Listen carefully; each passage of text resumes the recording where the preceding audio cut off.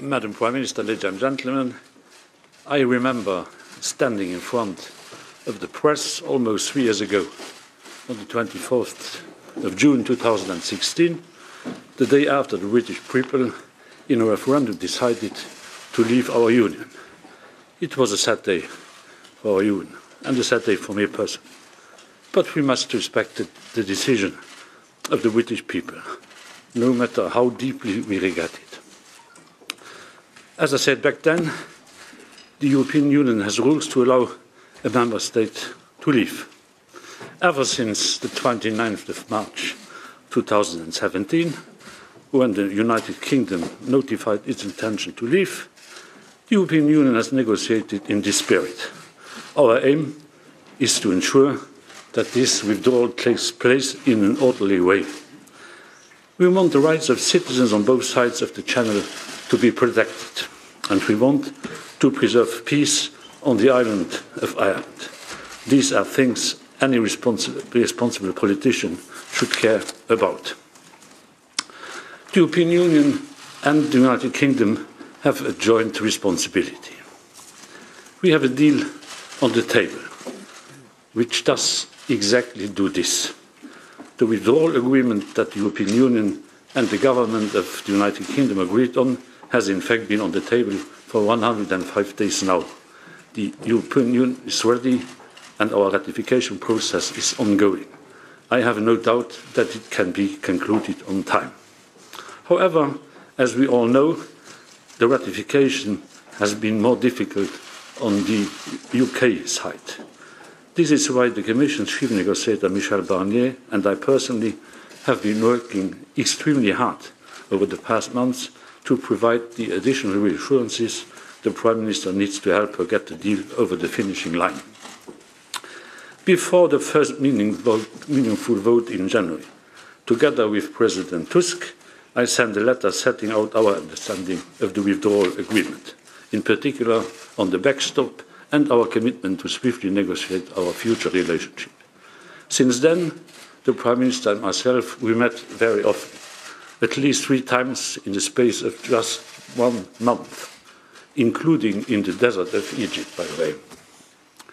We tasked our negotiation teams to explore additional guarantees and clarifications relating to the backstop, alternative arrangements to ensure the absence of a hard border on the island of Ireland, and additions or changes to the political declaration related to the future relationship that could be helpful to all of us. Michel Barnier met 4 times in the space of 1 month with the UK's negotiator Steve Barclay and the Attorney General.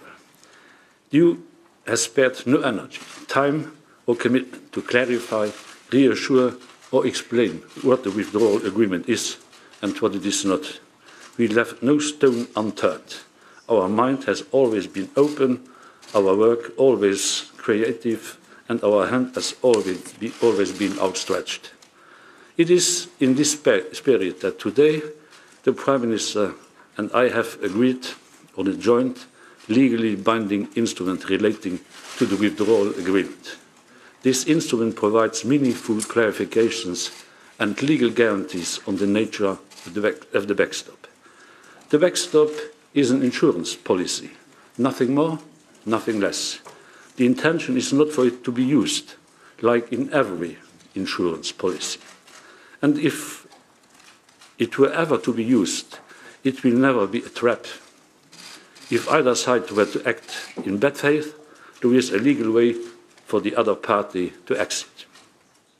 The instrument which sets out these details has legal force, while fully respecting the guidelines of the European Council, the guidelines the European Council has unanimously agreed. It complements the withdrawal agreement without reopening. My team and I have been in constant contact with our Irish friends over the past days and over the last hours. The Taoiseach would be prepared to back this approach in the interest of an overall deal. I have just informed the President of the European Council this evening and asked him to recommend that the European Council endorses this joint instrument, subject to a prior positive vote in the House of Commons on the withdrawal agreement. In politics, sometimes you get a second chance. It is what we do with this second chance that counts. because there will be no third chance. There will be no further interpretation of the interpretations and no further assurances on the reassurances if the winning vote fails tomorrow. Let us be crystal clear about the choice. It is this deal or Brexit might not happen at all. Faced with this stark reality, members of the House of Commons have a deep responsibility and a fundamental choice to make. I was following day after day, sometimes minute after minute, the debates in the House of Commons. Interesting debates, and all the views which were expressed in the debate have to be respected. I am convinced that the members of the House are patriots, and rightly so, but I'm as convinced that the members of the House want to have a good future relationship with the European Union.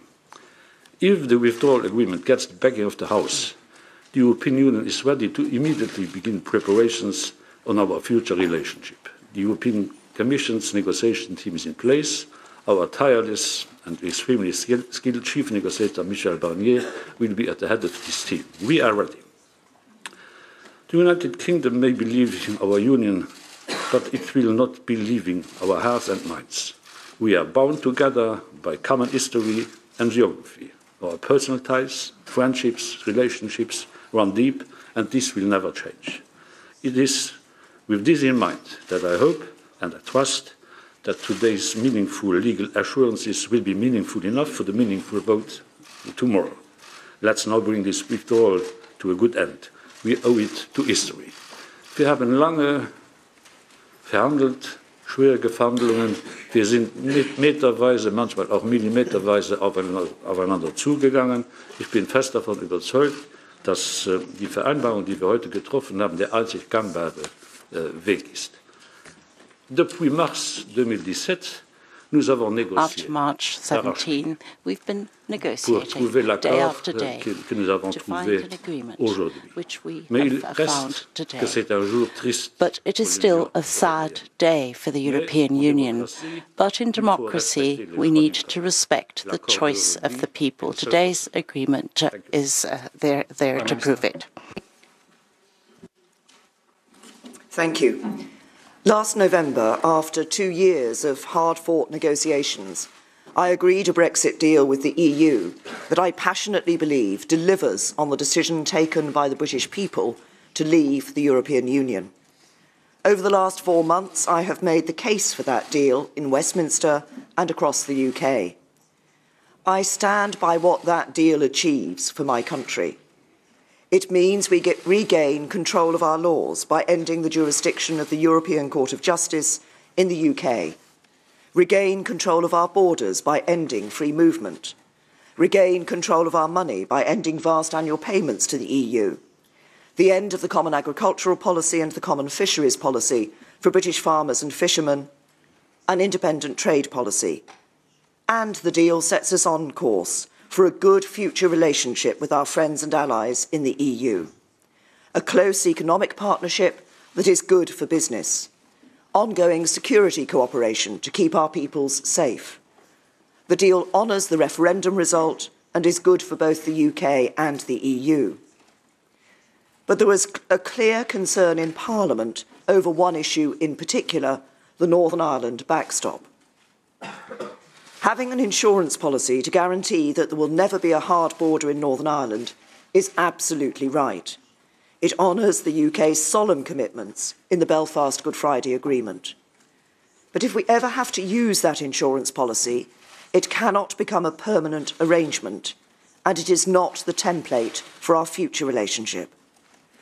The deal that MPs voted on in January was not strong enough in making that clear, and legally binding changes were needed to set that right. Today, we have agreed them. First, a joint instrument with comparable legal weight to the withdrawal agreement will guarantee that the EU cannot act with the intent of applying the backstop indefinitely. If they do, it can be challenged through arbitration, and if they are found to be in breach, the UK can suspend the backstop.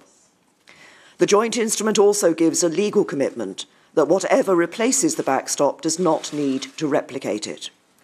and it entrenches in legally binding form the commitments made in the exchange of letters with Presidents Tusk and Juncker in January. Second, the UK and the EU have made a joint statement in relation to the political declaration. It sets out a number of commitments to enhance and expedite the process of negotiating and bringing into force the future relationship. And it makes a legal commitment that the UK and the EU will begin work immediately to replace the backstop with alternative arrangements by the end of December 2020. There will be a specific negotiating track on alternative arrangements from the very start of the next phase of negotiations. It will consider facilitations and technologies, both those currently ready and emerging. And the UK's position will be informed by the 3 domestic groups announced last week for technical experts, MPs and business and trade unions. Third, alongside the joint instrument on the withdrawal agreement, the United Kingdom government will make a unilateral declaration that if the backstop comes into use and discussions on our future relationship break down, so that there is no prospect of subsequent agreement, it is the position of the United Kingdom that there would be nothing to prevent the UK instigating measures that would ultimately disapply the backstop. Unilateral declarations are commonly used by states alongside the ratification of treaties. The Attorney-General will set out in legal analysis the meaning of the joint instrument and unilateral declaration to Parliament. Tomorrow, the House of Commons will debate the improved deal that these legal changes have created. I will speak in more detail about them when I open that debate. MPs were clear that legal changes were needed to the backstop. Today, we have secured legal changes. Now is the time to come together, to back this improved Brexit deal, and to deliver on the instruction of the British people.